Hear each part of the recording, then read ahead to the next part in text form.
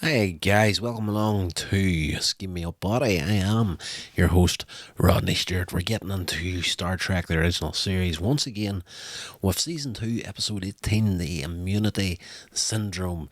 This is a fairly tasty little episode. I enjoyed this quite a bit. Finally, coming across something on the original series that I have no memory of. That's the thing. I was just trying to explain this to my brother the other night. I'm going through this on the DVD collection. Bought the whole set from the original series to the animated series, Next Generation, DS9, Voyager, all that good stuff. Enterprise, all the original Star Trek. So I've got them all there, lined up, ready to go. But I was explaining to him, like, Star Trek was made in the 60s. I was born in 79. This has always been on repeat somewhere on television my entire life. And I genuinely thought, I'm bound to have seen every episode of the original series. I have gone through the 5 episodes for this week, and there's a few of them that I haven't seen, so loving it. Seeing some new stuff for my eyes in this series. I almost completely forgot to hit that little intro tune.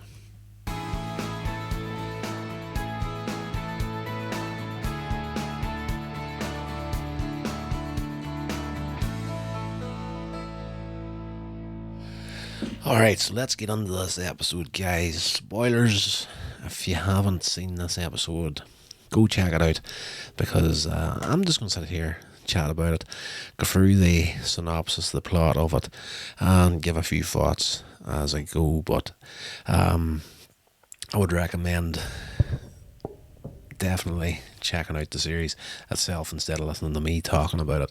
Now, that's kind of counterproductive, seeing as I'm making a podcast on Star Trek. You would think that as a host of a podcast episode, I would be trying to get you guys to hang out with me, listen to this nonsense instead of watching the episode. But no, as a science fiction fan, I would rather you seen the episodes first and then come back and see if you agree with some of the stuff that I say.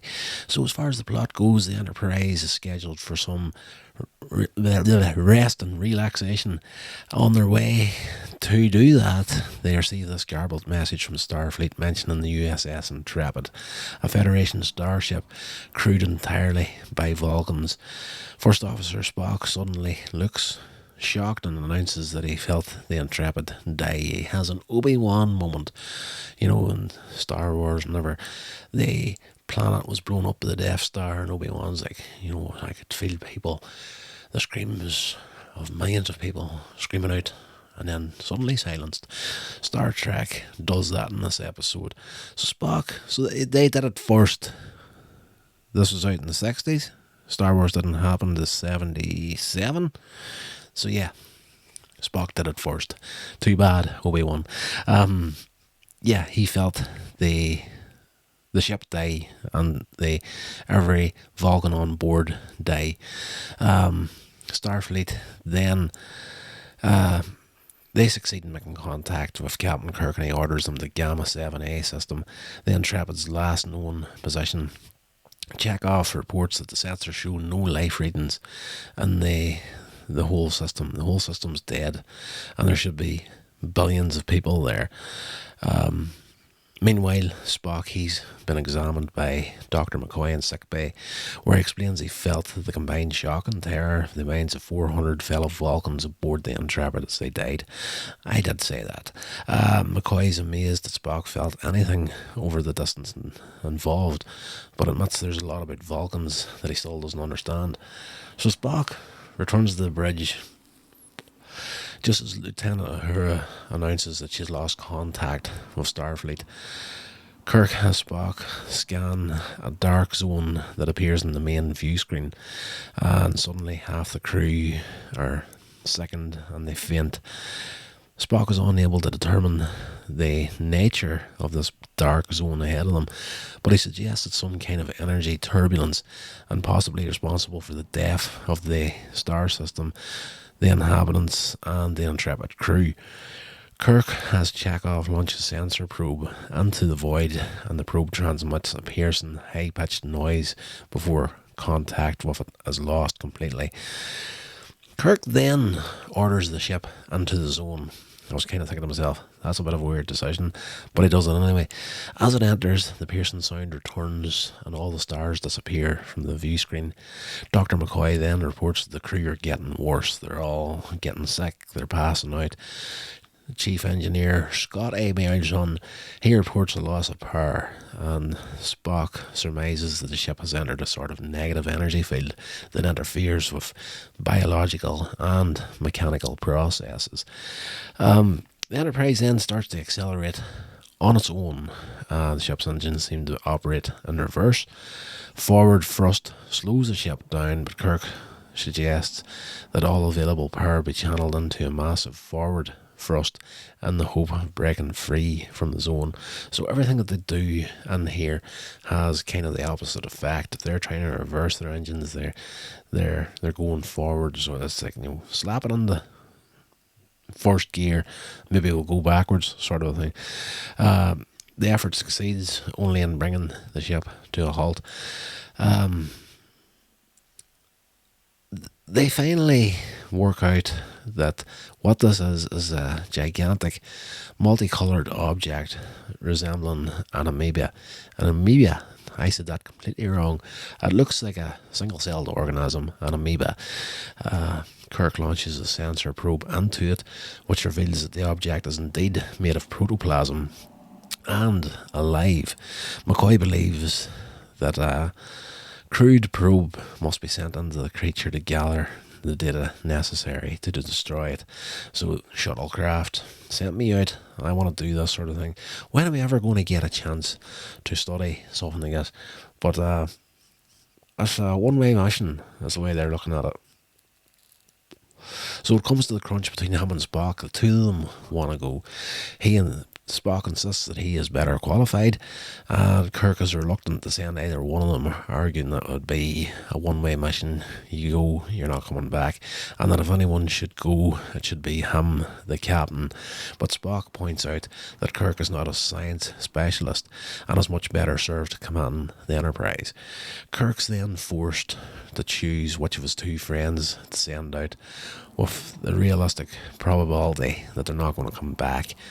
Kirk ultimately chooses Spock, agreeing that he's better equipped to handle the mission. So Spock pilots the shuttle through the creature's outer membrane, makes his way towards the nucleus. Eventually he reports that the creature is ready to reproduce and suggests a method of destroying it. But the key part of the message is garbled in the communication. Kirk and McCoy meet to discuss the situation, and Kirk speculates that if the organism is like an invading virus, then an equivalent of antibodies is needed to destroy it, which is what we are. This thing keeps multiplying and get bigger and bigger. It's going to be huge, and we would be the antibody cells in a giant creature, sort of thing. So Kirk then takes the Enterprise itself inside the creature's body and orders Chief Engineer Scott to prepare an antimatter bomb with a timer set for a 7-minute delay. The bomb is fired into the cell's nucleus, and the Enterprise starts to back out using what little power that she has left. So it's at the stage at the end of the episode where the Enterprise just about has enough power to get out of there. If it doesn't work, they're going to get blown up along with it, sort of thing, or they're going to get trapped in there. So they do manage to get out, seconds remaining. Before they do go out, Spock's shuttle is located, and Kirk orders Scotty to throw a couple of tractor beams on it. And Scotty's like, if we use that power, we mightn't get out ourselves. And he's like, do what you're told, or I'll go over there and slap the big Scottish head clean of your shoulders. But yeah, the bomb goes off. Both the Enterprise and the shuttle are thrown clear of the organism as it's destroyed. The Enterprise is restored to full power and sustains only some minor damage. Kirk, while glancing at a female human, says he looks forward to the long-awaited rest and relaxation. A dirty little man at the end of the episode having a little bit of a perv. So, yeah, this is a nice little episode. I enjoyed it. I battered through this in about 10 minutes. So, didn't do it the justice that it deserves, really, in this podcast. But I'm running late, as per usual. I want to get this up tonight. Just looking at some of the other info on here. Music from the episode The Doomsday Machine was reused in this episode. Production and reception. George Takei was following the Green Berets whenever this has been made, and was not available, obviously, to play Sulu. So John Winston's character, Lieutenant Kyle, took over the helm of the Enterprise, and he was wearing a gold command uniform instead of his usual red engineering uniform when he was transporter chief. And Kirk repeatedly mispronounced his name in this episode as Kyle. I didn't even realise that.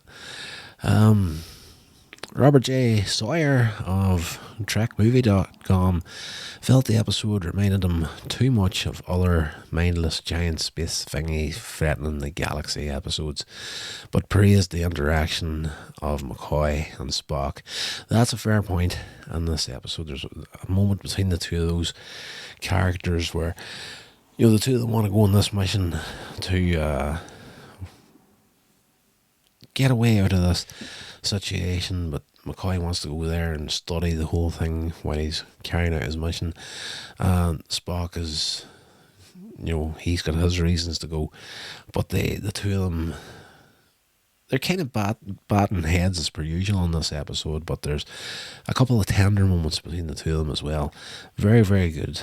Whereas at one point in the episode, Spock says to McCoy before he gets on the shuttlecraft, you should employ some of your own superstitions and wish me luck. He turns, walks away.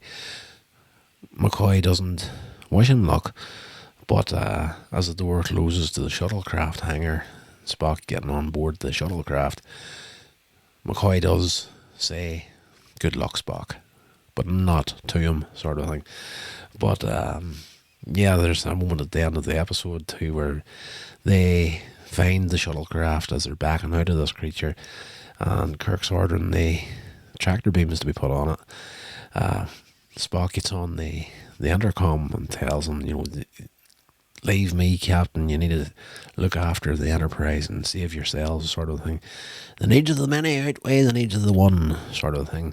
And McCoy, before Kirk gets a chance to say anything, just yells across the intercom to him, "Shut up, Spock, we're trying to save your life." And Spock's like, "Very well, Captain McCoy." Great little episode all around. I really did enjoy this one. Just seeing how they got to the end of it and working the whole thing out was very, very good. There's nothing much more as far as the reception of this episode goes, but Season 2, Episode 18, we've got a lot of good stuff here. There's been very, very few missteps in this series up to this point. They're all highly rewatchable, and great stuff. That's going to do it for this episode, guys. I hope you enjoyed it. If you did, please rate and review, share it along, do that good social media stuff. Check out the website, coinsagemedia.com, for everything else. And if you want to contact the show directly, Sceam Me Up Botty at gmail.com is the email for the show. I think that's all I've got for you for this episode, guys. Until the next one, stay safe, and I will talk to you all then. This has been a production of Coins Age Media. Thank you so much for listening.